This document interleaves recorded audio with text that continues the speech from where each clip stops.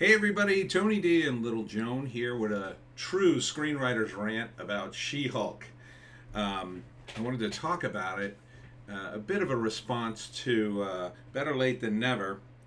He's a movie exec who analyzes TV shows and movies kind of like how I analyze it from a screenwriter's perspective, but he's more on the movie executive perspective.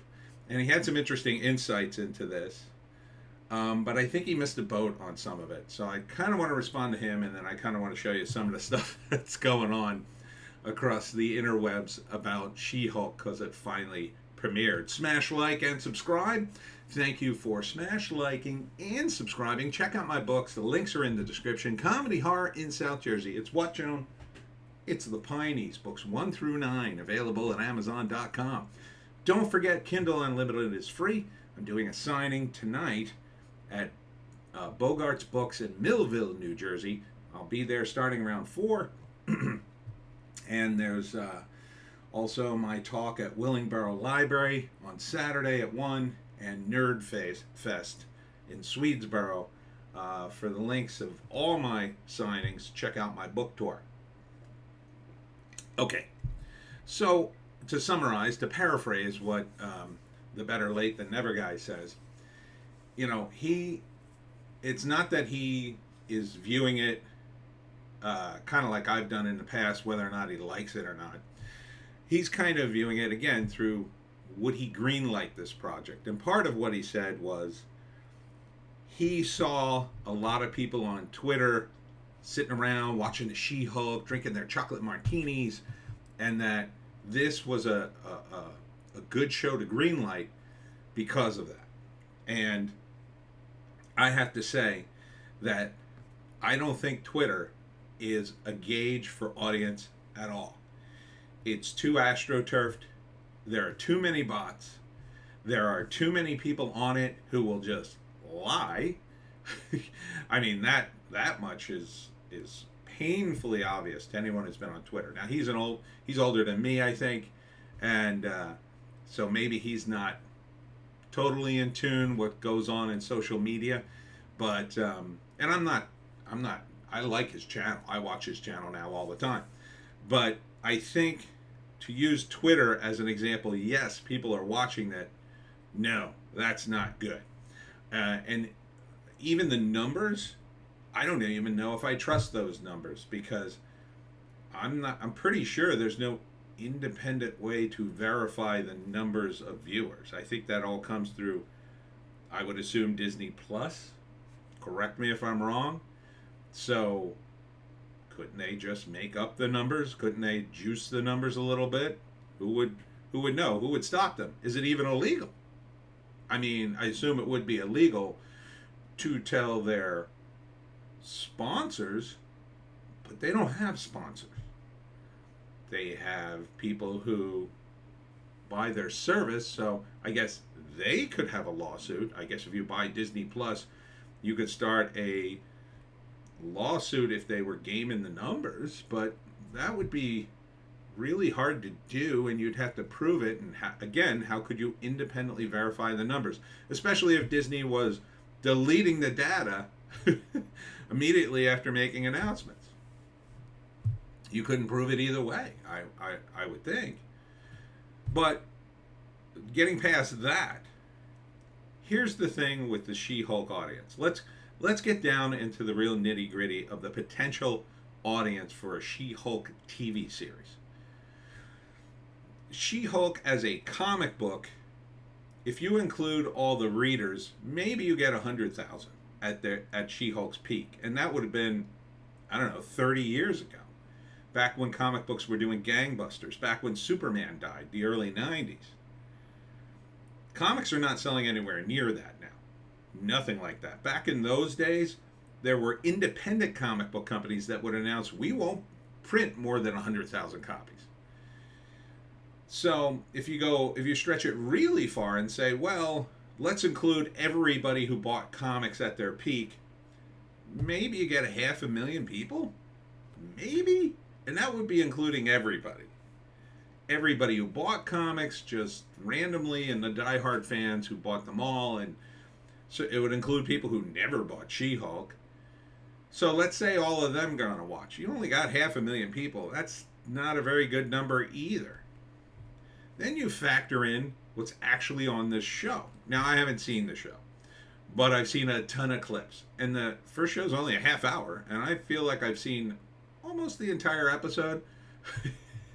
I mean, I've seen the initial setup where Bruce and Jen get in a car accident, and then she becomes the She-Hulk, and the Better Late Than Never guy says that they barely have enough info there to tell you how she even becomes the She-Hulk, which is dumb.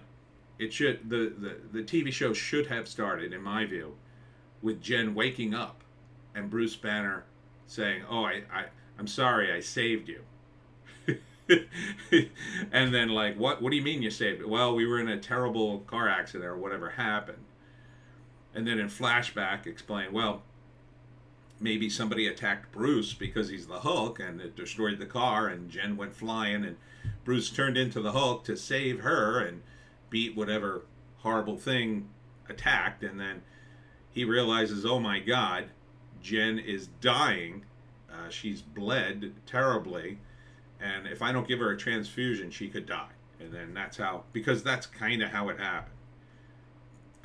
Bruce Banner had to give his cousin a transfusion to save her life. But instead, they do this weird thing where his blood infects her, which seems, again, too easy. That could mean that at any time, Hulk could infect, I don't know, why not infect the rest of the Avengers? So you could have Captain America Hulk and Iron Man Hulk and all these other Hulks. Why not? I mean, if you go by comic book lore, Bruce Banner's the one with the anger problem. But getting past that, the show goes on to turn Jen into the Hulk, and Bruce kind of trains her. But they have this scene right here. This is Matt Walsh. There's literally no audience for a whiny feminist superhero, and yet they keep producing this S anyway. Yeah, this really is whiny feminist stuff, because basically Jen starts to say, I can control my anger all the time. I do it every day because I get catcalled and I get mansplained things and all these horrible things happen to me. And because I'm a woman is the implication. And she even says that in another scene where she says, anger is one of the triggers. I mean, that's the baseline for any woman. There's a lot of angry women writing this show, apparently, but newsflash, not all women are boiling, simmering pots of anger ready to snap the moment some guy goes, hey, nice dress, Stephanie. So, I think a lot of this is projection of the very feminist writers who apparently wrote this garbage. I think it would have been a much stronger character choice to have someone say, well, I'm not very angry, Bruce. I didn't have all the problems you did. I'm just different from you. Rather than tie it into women and sort of paint women with this broad brush. Yeah, we get attacked every day. We have to worry about being murdered in the street. Okay, well, let's step back from that a minute and say, accept your premise. Then isn't the patriarchy kind of a good thing? Isn't it a good thing when men walk you to your car or open the door for you or watch out for you? Isn't it a good thing that women have men in their lives to protect them? All right, but no, wait a minute. We're all equal. I could do what you could do, and I could do it better. Well, then what are you complaining about? If you could do what we do, and you could do it better, well, why aren't you doing it better? Why aren't you addressing the catcalling issue? If you're so good, why hasn't that been resolved? If you're so wonderful and amazing, why isn't there a matriarchy? Why? Oh, because reasons? Anyhow, There's another scene, and this is true, and I couldn't find the clip, where the She-Hulk character and Bruce are talking, and Bruce is excited because he's found out a way to heal his own arm, because I guess he got hurt in the episode, using her blood, because her blood regenerates better for some reason, which again isn't a comic book lore thing. And she says, and this is supposed to be a joke, but in the context of this feminist nonsense, it's really not. It's more like, ha ha ha, I'm really not joking. Oh, so I'm better than you, she says. And then Bruce sort of gets flustered. And they go back and forth a little bit, and it's sort of a banter. But when you're having your main character say, well, I'm better than you, and you framed a lot of the arguments in the men versus women thing, I mean, it sounds like you're doing a feminist screed in the middle of my comic book.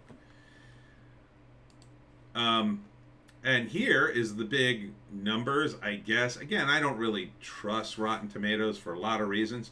This is the low point for She-Hulk Attorney at Law. It dropped to 63% audience score on Rotten Tomatoes, 88% of course on the critic side, which is actually kind of a little bit low because it usually goes into the 90s. But even some of the Marvel shills are kind of saying, well, I really like this show, but there are some problems. It's very sloppy, it's weird, it's off, but it's great. Cosmic Book News is calling it the worst MCU show ever in terms of rating, and this is lower than Ms. Marvel, although currently it shot back to 66, but that's still pretty low. That's almost rotten score. And this stuff doesn't help either. She-Hulk star Tatiana Maslany reveals she wore Support Trans Futures sweatshirt in series promotional videos to protest Florida's parental rights education law. So you are making it political. Everything's political. Okay. So we have maybe 500,000 comic book fans who would have watched this thing. Maybe. Now, you're cutting out the men, essentially. I mean, I'm sure there's a handful of feminist men who are like, yay! But most men are just going to go, oh, God, and roll their eyes because they like the Hulk. They love the Hulk. In fact, we were waiting for years and years and years for what happened in Thor Ragnarok when the real Hulk emerged. Hulk smash, Hulk angry, that Hulk. That's the Hulk we want to see. Instead, we kind of got that for a half a movie, and then it went right back to Smart Hulk, and we haven't seen Hulk smash since, unfortunately. But no matter how you slice it, the Hulk is the big, marquee name in this. The fact that the Hulk's in the first episode shows you, yeah, people want to watch the Hulk. So you've got 500,000 comic book viewers, most of whom want to watch the Hulk. But you're slapping a bunch of feminist nonsense. You're slapping in political stuff. Again, mostly feminism. I mean, really, trans stuff is adjacent to intersectional feminism. And that's driving away your male audience. So, okay, the movie exec, better late than never, acknowledges that. Like, who cares about the comic fans? I acknowledge that too. I mean, there's not enough comic fans really to launch a show like this. There's just not. You could argue with the X-Men, because at least the X-Men sold into the millions. And you could argue that the name brand is bigger, it was the hottest selling comic. So yeah, there's an argument to be made. She-Hulk was never the hottest selling comic, even at its peak. It did okay. The John Byrne era is probably the most popular, I guess. Most well-known, the best drawn, I think. But not a lot of, maybe 100,000 regular readers there, maybe. So, okay, say F those fans. We're going to recreate the She-Hulk for a new era for women. Okay. Do women buy comics? No. I looked up the stats more recently. And here's its stat that probably can't be disputed even by the feminist. The Mary Sue had a survey: 75% men, 25% women. I still think that's too high, and the highest split was still about 67-33. I forget what review that was. I think that's way too high. I don't know what system they used to survey fans, but I'll tell you my system. My system is I go to comic book shows, I go to stores, I know fans, and let me tell you something. It's more like 90-10. Because most of the women who show up at comic book shows, and I try to sell to them because I'm a crossover guy. I try to sell to everybody, but I try to sell to women too because I know they're an untapped market, and a lot of my stuff can appeal to women. Their response uniformly is almost always the same. I don't read comics. I'm just here with my kid. I'm just here with my boyfriend. I'm just here for my husband. They don't read comics. That is almost all of them. Now, there's a handful of girls. Yeah, they're picking out stuff from the boxes. Very rarely. Very rarely. And they are usually accompanied by a male who's also picking out of the boxes. And again, I say to you, most of these, I'm not knocking these women, most of these women are just being supportive of their boyfriend's hobby. I'll tell you my personal experience. Women I've dated who I've taken to comic book conventions, because yeah, I do them so often, and they'll get into comics while they're dating me, and they're very supportive and nice about it, but they're not really into comics. The moment it was over, they were done. They were out of comics. They entertained the notion. They felt it was a novelty. They thought, oh, that's cool. That's what you're into. You're into things. Neat. But they didn't have a lifelong... I had explained to them where the hell the comics were. Some of them knew a handful of things, but most of them didn't. This is this comic. This is that comic. Oh, you want Wonder Woman comics? They're over there. That kind of thing. That's not a knock against women. Women don't read comics in general. So when you're talking about a split like that, I think that split is way undervaluing the men. I think that's more of a, oh, we wanted women to read comics. Let's ask mostly women until we get the answers we want. Just like CNN. So you've got a very small pool of people, and then you're trying to branch out into the normies, specifically the normie women. Now, you take the normie men who aren't in the comics, they're definitely not interested in this. Hey, you want to watch a thing about a feminist chick who's got superpowers? No. I want to watch The Game, and I'm barely watching that because it's on ESPN and they're annoying. You think they want to watch feminist hokum on Disney Plus? No. Maybe their kids do. That's about it. They might watch it for their kids. The same reason these women go to comic book shows. Some father might say, oh, honey, I'll watch She-Hulk with you. Sure, you like She-Hulk. Yeah, little girls. Okay, the show's made for little girls. Maybe. Kinda. Not really, because what happens in the show? It's about a 30-something woman trying to date and having lots of sex. That's not really appropriate for little girls, so I gotta think any dad watching that show going, this is a little old for you. This is too old for you. I don't think we're gonna watch this. So that leaves you with women. Okay? So if the little girls are out, you're talking like, let's say teenagers and to people in their 30s maybe?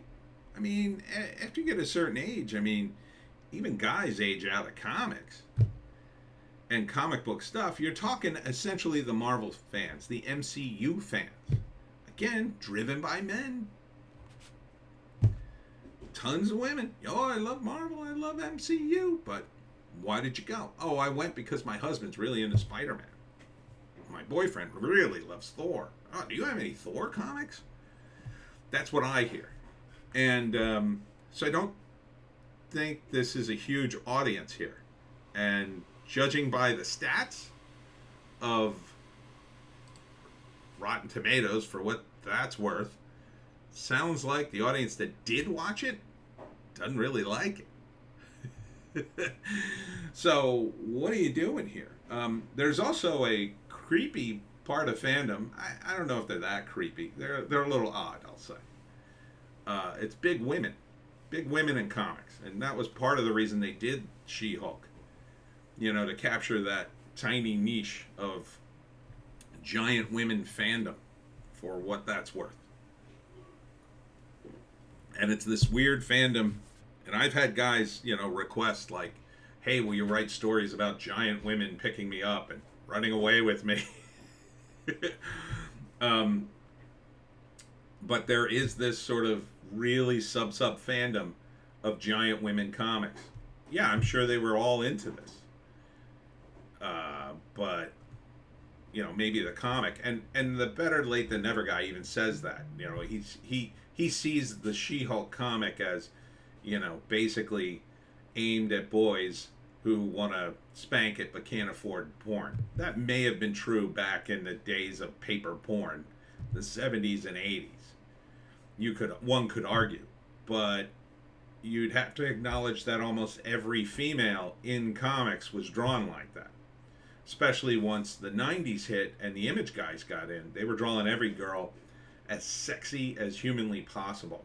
There was a scandal a few years back in the 90s that they were light boxing over Victoria's Secret models.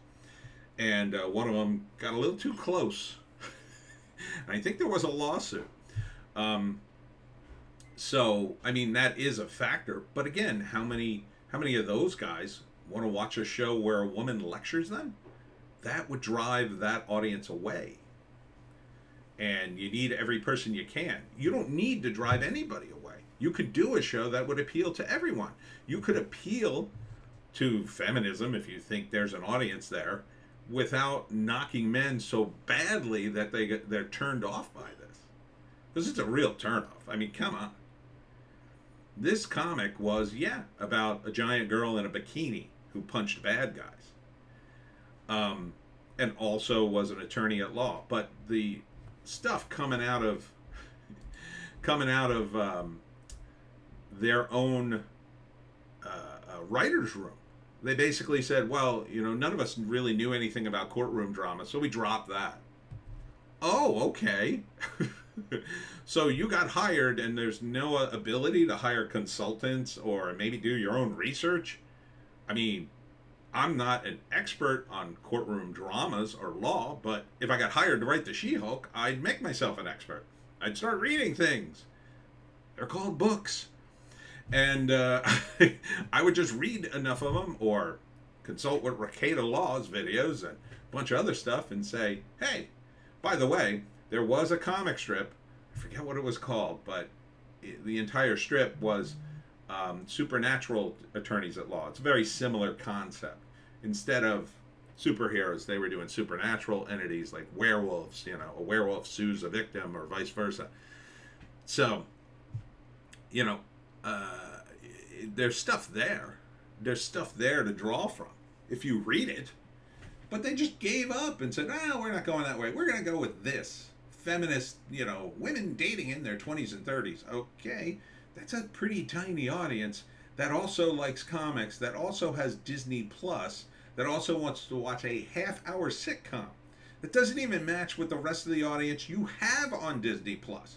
What do you got? Who was Ms. Marvel aimed at? South Asian fans of superheroes that no one bought in the comics? So, who are you aiming this show at? Your audience was the MCU. This is a downstream MCU concept. This was only brought into the comics after the universe was well established and had way too many characters in it, and then you could make fun of it by bringing in a character like She-Hulk, have her represent some crazy guy with superpowers, whether he was a villain or a hero or whatever, gets sued by his wife or whatever. That was hilarious. If you understood the lore of Marvel Comics and that Marvel Universe comic book world. But they don't have that with Disney Plus, in my view. They haven't created that. you would need to use all the main characters because you don't have hundreds of them like we did at Marvel Comics. You just don't have them. You have to dig them up, explain who they are. You didn't have to explain who they were in the comic. So I think greenlighting this at all was a dumb idea. From a greenlighting perspective, there's no audience for it. If you had waited, if you hadn't screwed up Phase 4, introduced another dozen or so characters that everybody loved, or maybe have a TV show like, I don't know, not like S.H.I.E.L.D., because I thought S.H.I.E.L.D. was terrible, but like a good Marvel TV show where you introduced a ton of characters and they were all in it, including all the Daredevil characters and the Netflix characters and all the other desperate characters, then maybe you could make the Marvel Universe work, and then maybe you could do a She-Hulk show. If you weren't beating people over the head with a feminist bat. But you're not. So, thus, all the videos. So, better late than never guy is talking about, there's a lot of people rage hating on She-Hulk, but there are a lot of women drinking chocolate martinis saying, yay, go girl. I disagree with that. I don't think it's happening. I think it's happening on Twitter because I think a lot of Twitter is astroturfed, and I think the people astroturfing are women from PR firms in LA who are going, oh yeah, let's make it like a party. Let's say that women are watching it drinking chocolate martinis. Yeah, everybody does that, right? It's their perspective that's bleeding through in the marketing of this. Nobody out in the Midwest is cracking open chocolate martinis to watch She-Hulk. I guarantee. There's just not enough of a fan base here for that to happen. Now, maybe you could have aimed this at moms who are watching Disney Plus because they bought Disney Plus for their kids, thinking it would be a kids channel, and then this is going to be the show that's going to appeal to you, mom. But Jen is not that kind of character. She-Hulk is not that kind of character. She's not a mom. She's a brave, empowered woman, and you kind of made her a slut by doing all the Tinder angle stuff, which is something she never did in the comics, by the way. In fact, the guys who drew her and wrote her had to be very careful of that, not to make it too cheesecakey. They made her gorgeous and beautiful, and they did some jokes about that, but they didn't make it at her expense. They made it at other people's expenses. And John Byrne handled that stuff pretty well. He'd kind of be pro-feminism, I would think. He seems to be that kind of guy, I guess. The feminism of the 80s, not now. The feminism now is off the rails. So, I wouldn't watch this show even if I had Disney Plus. And I bought She-Hulk. I was one of the fans. I like the character. It's a fun character. It's an extra character. Oh, and trying to make her better than Hulk is just dumb. We all know Hulk is stronger. Hulk is a man. And Hulk is the strongest. That's the rule in Marvel Comics. So if you're going to undo that too, you're not just alienating the potential fan base for She-Hulk. You're alienating the potential fan base for all of the MCU. You're driving away all the male fans, just like the comic book company's doing. And that's not a good strategy. There's no reason to drive anybody away from your fan base. I don't want to drive anybody away from my fan base. I mean, I don't want to cater to my fan base to the point at which, I'm listening to the fans and obeying them, but I don't want to drive people, I'm not going to sit there and go, well, my books are only for men. I'm not going to do that. In fact, there's plenty of stuff I've been told that women like about my writing. So there's no reason to do this, ladies. You're proving nothing. You're only proving that you don't know what you're doing. Writers of She-Hulk who can't pick up books about courtroom stuff. Anyhow, that's just my opinion. By the way, you should subscribe to Better Late Than Never. He gives really good summaries, I think. I mean, I disagree with some of this. I think he's out of touch with the way social media works totally.